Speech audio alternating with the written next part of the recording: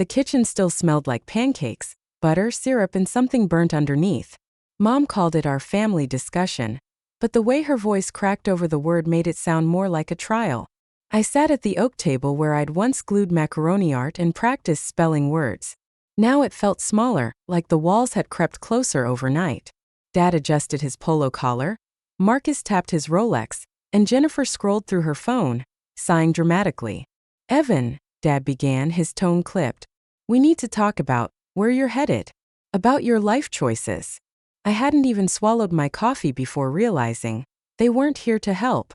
They were here to bury what was left of me. That morning before the call, life had felt almost peaceful. The kind of peace that comes when you stop expecting anything good to happen, just quiet routine survival.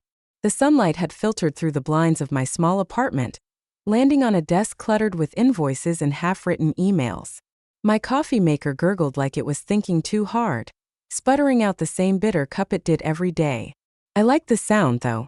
It reminded me that something in this place still worked.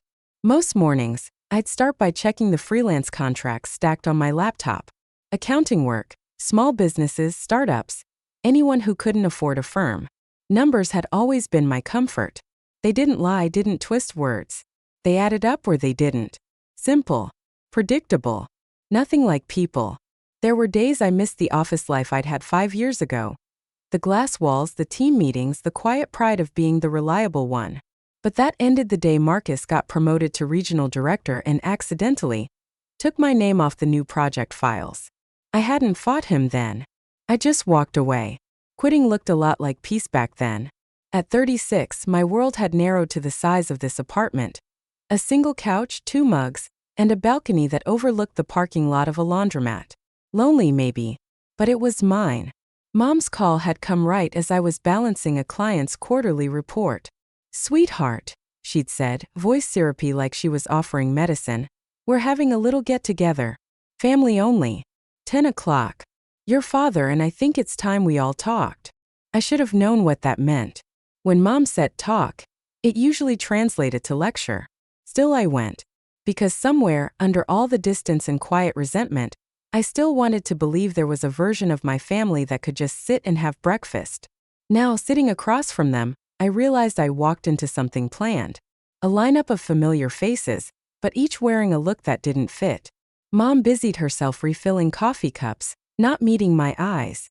Dad cleared his throat like a judge preparing to read a verdict. Marcus smiled, that tight, professional grin that never reached his eyes.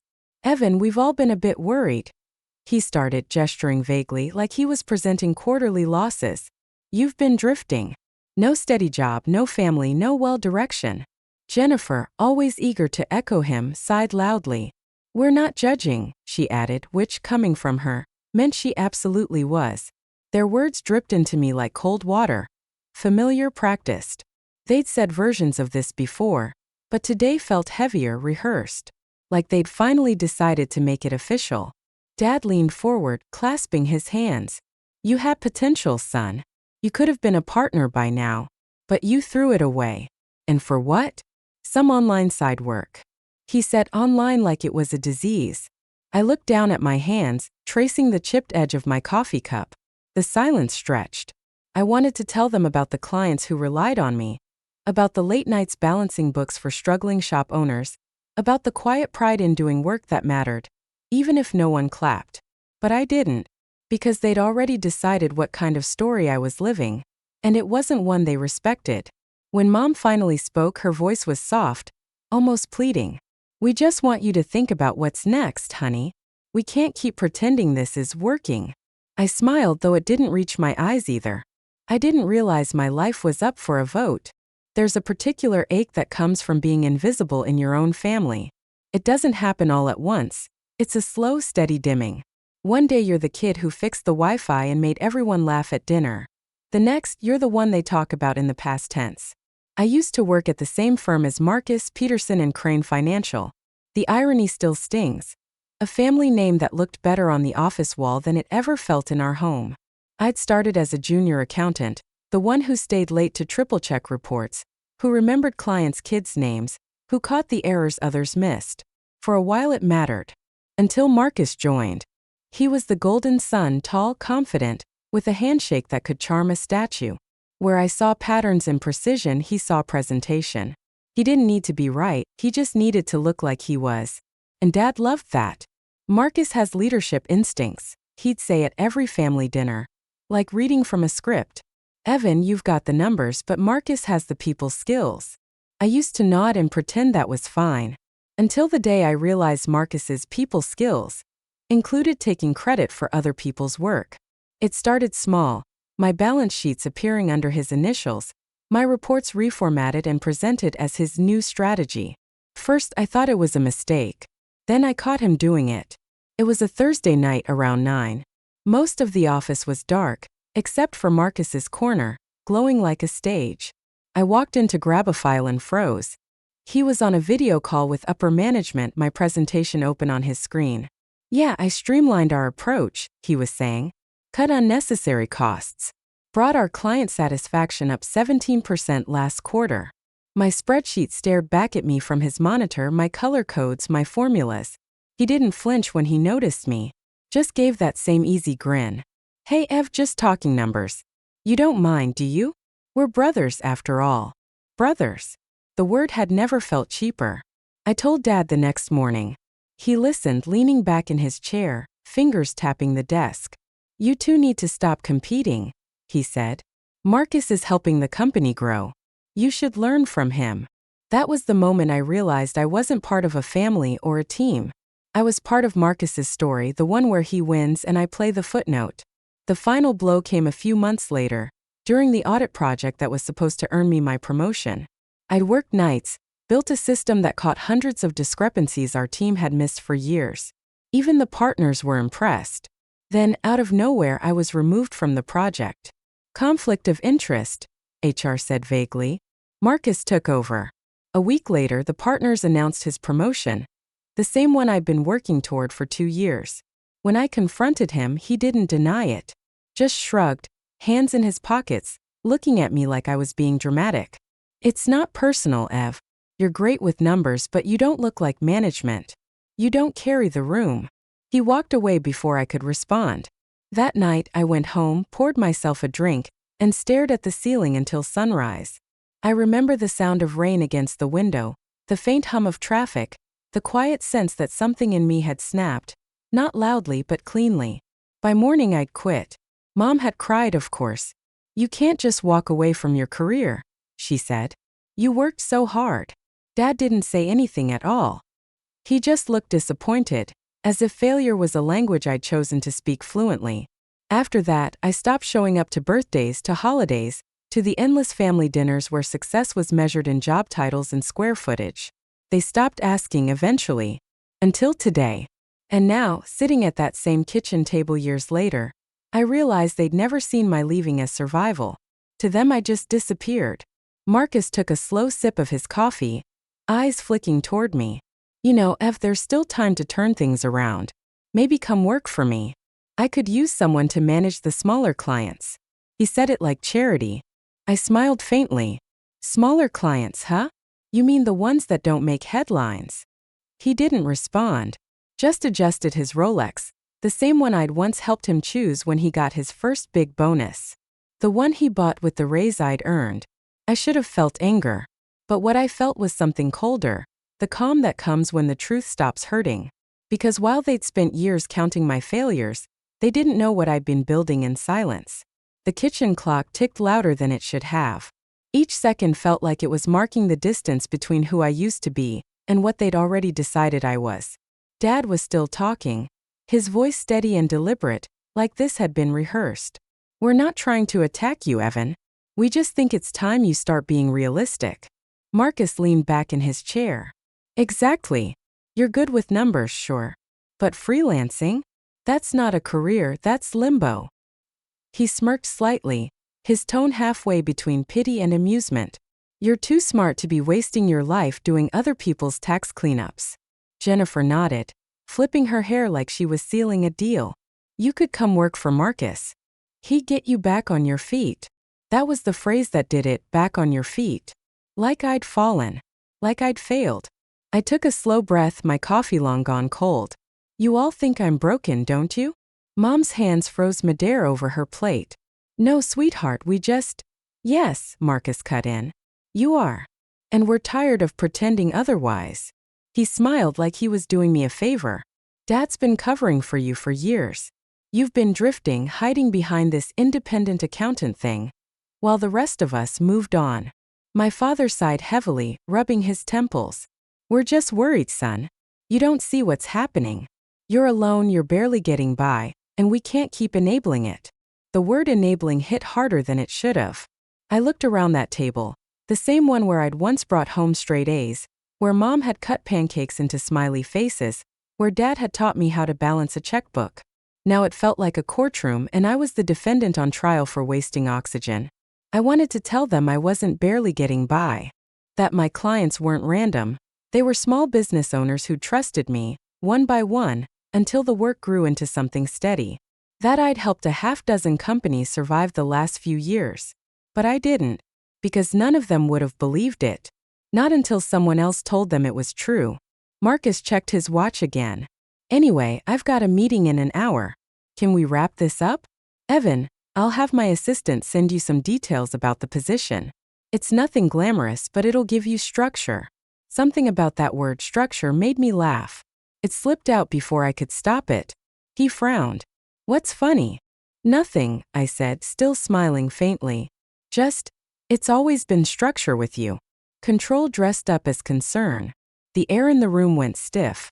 Mom looked between us, eyes wide. Please don't start. But I was already standing. I appreciate the invitation, really. But I'm not looking for charity. Or management. Marcus's jaw tightened. You're making a mistake. Wouldn't be my first.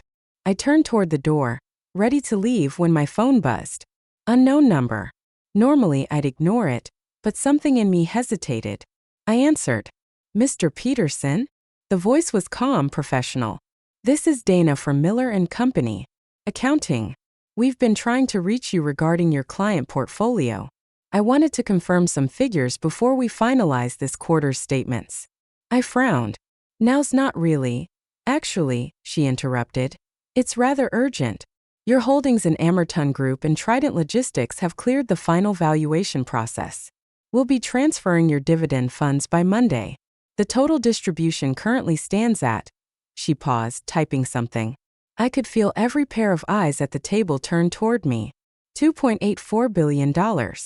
For a moment I thought I'd misheard her.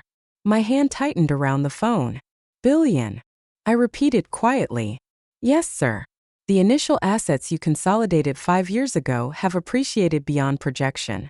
We've been updating the records attached to your LLC. Would you like us to continue using the same trustee contact? I could barely process her words. 5 years ago, the small companies I'd helped? I hadn't realized how their stock options and equity shares had grown. I'd kept them as a side portfolio, half forgotten. I cleared my throat, forcing my voice steady. Yes, that's fine. I'll review the full report later. Of course, Mr. Peterson. Congratulations. When I ended the call, the silence that followed was absolute. Even the clock seemed to stop ticking. Marcus was the first to speak. What was that? I slipped the phone into my pocket. Just business. Dad frowned. Business? Yeah, I said, meeting his eyes evenly. The kind that apparently wasn't worth discussing over pancakes. Jennifer blinked.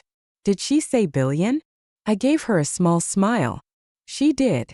The color drained from Marcus's face. His lips parted like he was trying to speak but couldn't find the words. For the first time in my life, I didn't rush to fill the silence. I let it sit there, heavy, undeniable, and mine. That night I couldn't sleep. I sat by my apartment window, city lights flickering through the blinds, the hum of distant traffic sounding like a heartbeat that wouldn't settle. The phone call replayed in my mind, Dana's calm voice, the number that didn't sound real, the stunned silence that had filled Mom's kitchen. $2.84 billion. Even saying it in my head felt absurd. It wasn't lottery money or sudden luck. It was the accumulation of 5 years of quiet work, consulting for small businesses, helping them restructure, accepting partial equity when they couldn't pay cash. I'd never tracked the valuations closely. My focus had always been the work itself, keeping the lights on, keeping my dignity. And somehow, that work had grown into something monumental. But that wasn't what kept me awake. It was their faces. Marcus's forced composure cracking for the first time in his life. Dad's confusion, not anger, not pride, just lost. Mom's trembling hands on her coffee cup. They'd spent years pitying me, measuring my worth by their narrow lens of success. And when the truth landed in front of them, it didn't just rewrite their version of me. It exposed them. They weren't worried about me failing. They were terrified of me not needing them. I stood and walked to my desk. The papers were still there. Invoices, receipts, tax summaries, the fragments of the quiet empire I'd built. On one corner sat the old photo Mom had given me years ago. Marcus and me at the beach, maybe 8 and 10. He was standing, chin lifted, and I was crouched in the sand beside a half-built castle. That castle had collapsed minutes after the photo was taken. Marcus had kicked it over, laughing, saying, "You build too slow." Somehow, that memory still burned sharper than most. Because it wasn't just about the castle, it was about who got to stand tall and who got left in the sand. I picked up a pen and flipped open a notebook. The idea had been simmering since I left their house. Not revenge exactly, but restoration. The truth deserved daylight. I wrote at the top of the page, Reclamation Plan. Step 1. Finalize the Miller & Company audit report. Make everything official. No speculation, numbers, verified assets, statements. Step 2. Redirect part of the funds into public investments tied to the Peterson family name. I wanted my success to reflect in places they couldn't ignore. Charity events, sponsorships, even the local financial newspaper they all subscribed to. Step 3. Wait. Not to gloat. To let time and truth do what anger never could. I imagined Marcus trying to spin the story, calling it luck or coincidence. But numbers didn't bend for ego. Sooner or later, he'd realize the same thing I always had: truth, when left unbothered, eventually balances its own books. I closed the notebook and leaned back, watching the city. I thought about calling Dana again, asking for details, or maybe hiring someone to handle the PR side. But I didn't want noise. I didn't want headlines or interviews. That would have made it small again, another competition. No, this wasn't about proving anything. It was about peace. Still, peace didn't come easy. I found myself pacing, the wooden floor cold under my bare feet. Every time I blinked, I saw that kitchen table. The pitying glances, the careful tones, the way Marcus had said, "Back on your feet." They had no idea I'd been standing all along. Around 3 a.m., I opened the balcony door. The air outside was cool, sharp, alive. Down below, the laundromat's neon sign buzzed softly. Open 24 hours. I watched a man inside folding shirts, methodical, quiet. Probably just doing his job unnoticed. That was me for years. Folding the world back into order while no one looked. And maybe that's why this didn't feel like triumph. It felt like justice measured in silence. I went back inside, sat at the desk again, and started typing an email to Dana. Please proceed with full public disclosure of my holdings under Peterson Consolidated Trust. Do not anonymize ownership. It was a simple line, but it meant everything. It meant my name would appear on reports, financial bulletins, and shareholder lists that Marcus and my father's firm subscribed to.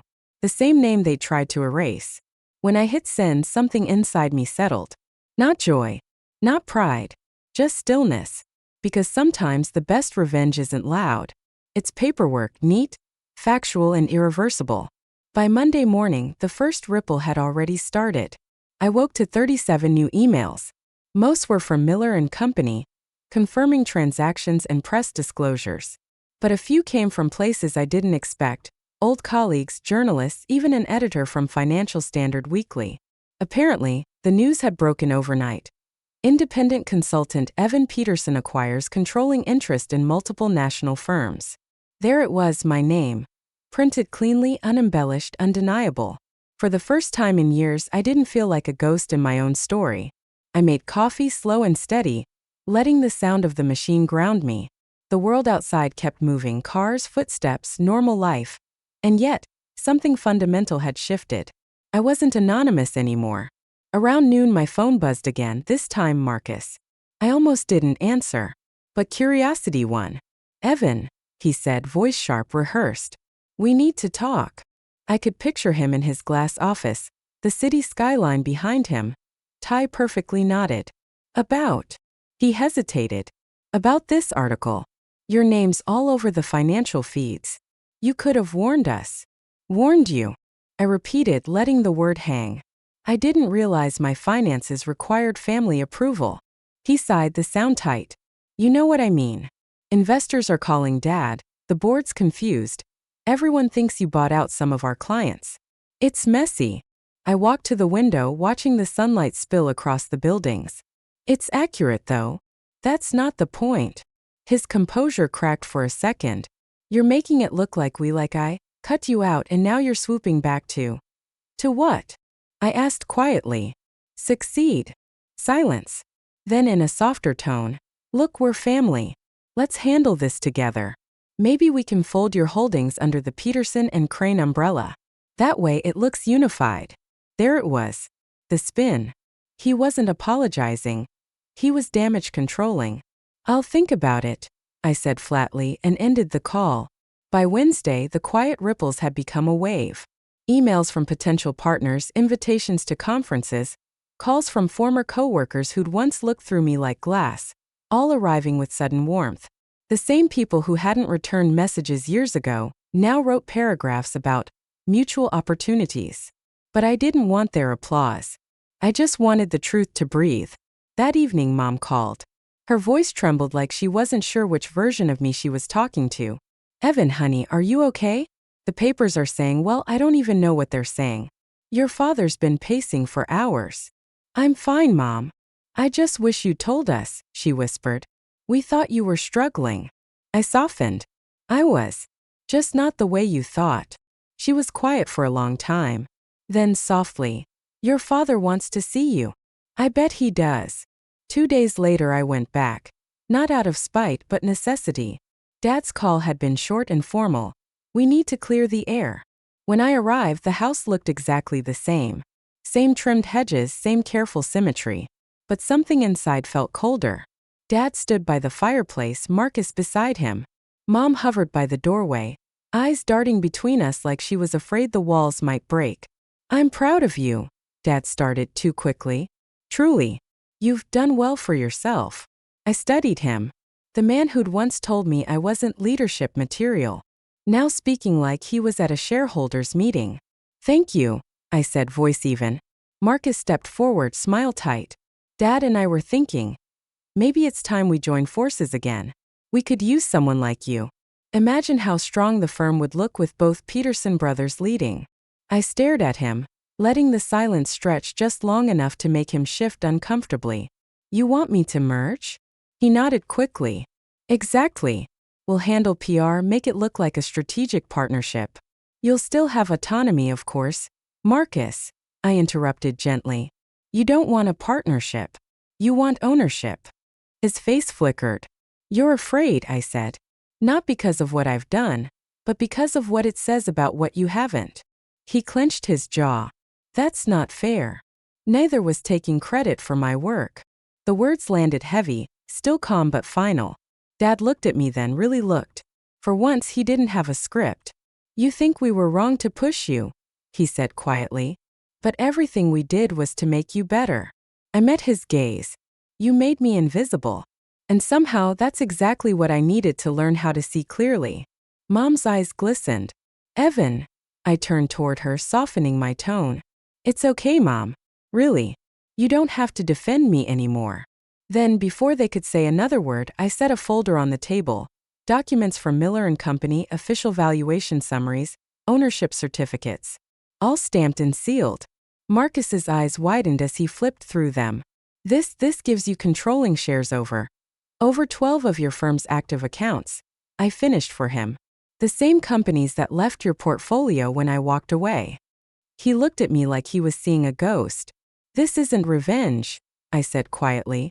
This is just correction. I didn't stay for their response. I walked out before the silence could fill again. But the universe rarely allows clean victories. By the following week, headlines twisted the story. Some painted me as a genius investor. Others as a mysterious recluse who'd emerged from nowhere. Few even called it luck. Marcus tried to ride the wave. Publicly, he called it a joint Peterson achievement, claiming I'd been working under the family's strategic umbrella. It would have been funny if it weren't so predictable. And yet, I let him talk. Because numbers speak louder than noise. Every week, another report came out: dividends, acquisitions, partnerships, all under my name. Quiet, factual, inescapable. It wasn't about proving them wrong anymore. It was about no longer needing to be right. Still, one part of me wasn't done. I had one more thing to do, something that would finally, permanently balance the equation. The invitation came from the National Financial Symposium 2 weeks later. A 3-day conference that gathered major figures from across the industry. The keynote speakers list included familiar names. Robert Peterson, CEO, Peterson & Crane. Marcus Peterson, Regional Director. And near the bottom in smaller print, Evan Peterson, Independent Financial Consultant, founder of Peterson Consolidated Trust. I almost didn't go. But something about that smaller print bothered me. It wasn't anger anymore, it was instinct. The ballroom was enormous, all glass and gold light. Rows of chairs gleamed beneath a chandelier that looked like 1,000 frozen raindrops. I took a seat near the back as the morning sessions began. Panels, polite applause, jargon wrapped in ambition. Then came Marcus. He strode onto the stage, perfect posture, navy suit, the same confident smile that had once made me doubt myself. Behind him, a screen displayed the firm's logo. Peterson & Crane. Building Tomorrow's Trust. Family values, he said into the microphone, are the backbone of our company. My father built this firm on integrity, and my brother. He paused, smiling just the right amount. My brother Evan is also here today. A brilliant mind, though he prefers to stay out of the spotlight. A few people turned toward me, curious. Marcus continued smoothly. Our success is shared, our achievements collective. That's what makes Peterson & Crane more than a company. It's a legacy. Applause followed. He was good, I'll give him that. He could turn betrayal into poetry. After his speech, I quietly left the room and waited near the reception hall, where the lunch networking event was set up. Servers moved between tables with trays of wine and finger foods. Conversations humming in the background. Then I saw Dana, my contact from Miller & Company. She'd flown in to finalize some corporate filings. We exchanged polite greetings, and as she spoke, I saw Marcus and Dad approach a cluster of reporters. Cameras flashed. That was the moment. Truth delivered cleanly. I stepped forward. Dana, I said, keeping my tone professional. Would you mind confirming something for Mr. Peterson here? Marcus turned, smile frozen mid-performance. Evan, he said, all charm. Glad you made it. We were just discussing ownership, I said simply. Perhaps Dana can clarify who currently holds controlling interest in the companies listed under Peterson & Crane's client network. A few reporters glanced our way. Dana looked at me, then at them, then nodded. Certainly. As of last quarter, controlling shares for 12 of those firms have been formally transferred under Peterson Consolidated Trust, owned solely by Mr. Evan Peterson. The words hit like a pin drop in a silent room. Marcus's face barely moved, but his knuckles whitened around his glass.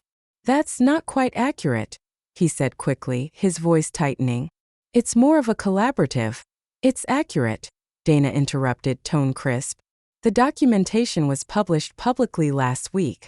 Anyone can verify. Now the cameras were turning. Reporters leaned forward, murmuring. Dad cleared his throat. I think this is being blown out of proportion. I smiled faintly. No, Dad. It's just proportionate. Someone asked, Mr. Peterson, will this affect your firm's operations? Marcus stammered something about strategic alignment. His practiced composure frayed at the edges. For once, the control he always wielded so easily wasn't his to command. I didn't press further. I didn't need to. The truth was already unfolding in front of them, quiet but unstoppable. I looked around, at the chandeliers, the crowd, the lenses catching every flicker of reaction, and realized I felt no triumph, just release. I nodded to Dana, thanked her, and turned to go.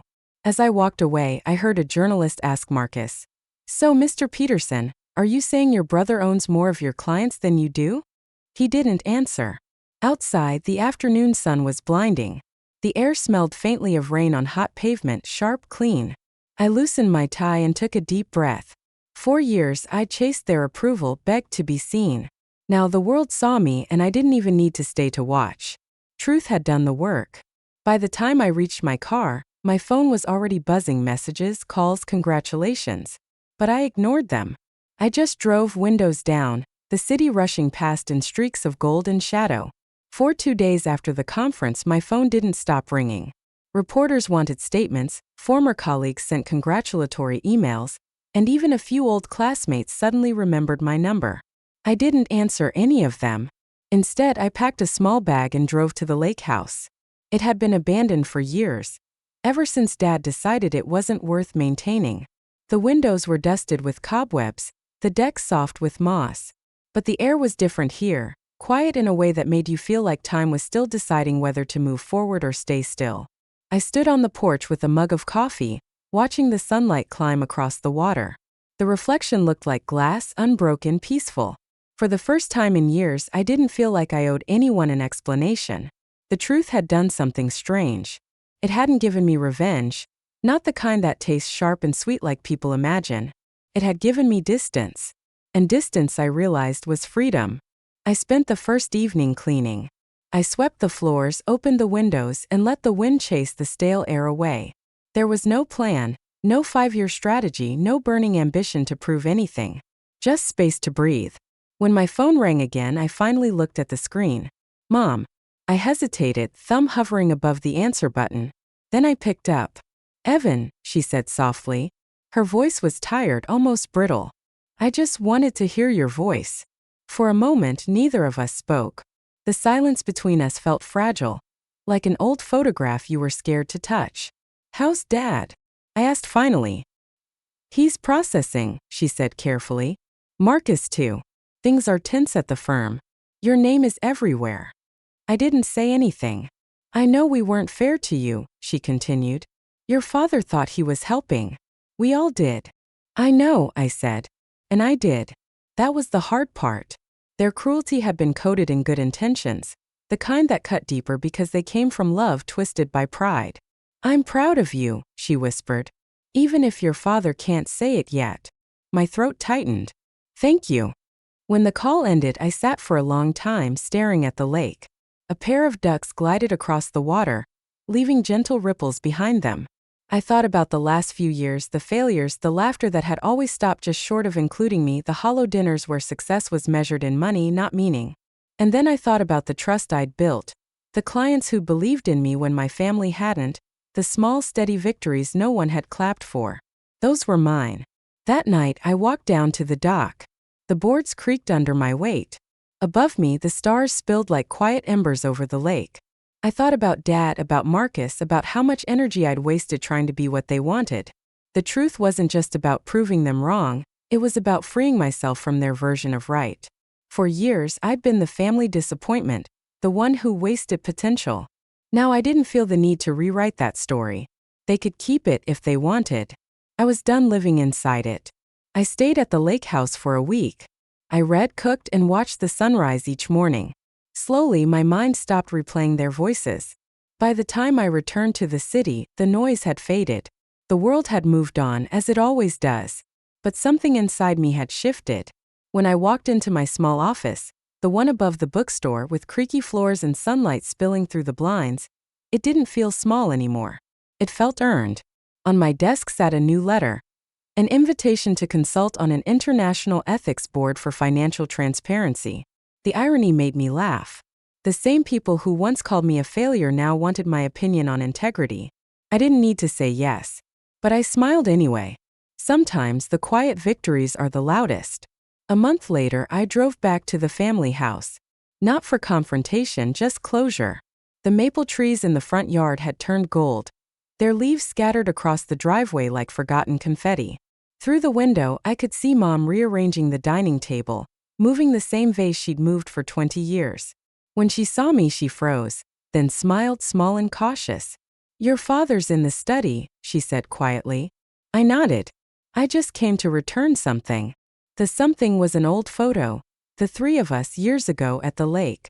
I was 8, my hair sticking up, one hand gripping Marcus's shoulder, both of us laughing as Dad held the camera. I placed it on the counter. Tell him it's his turn to keep it. Mom's eyes softened.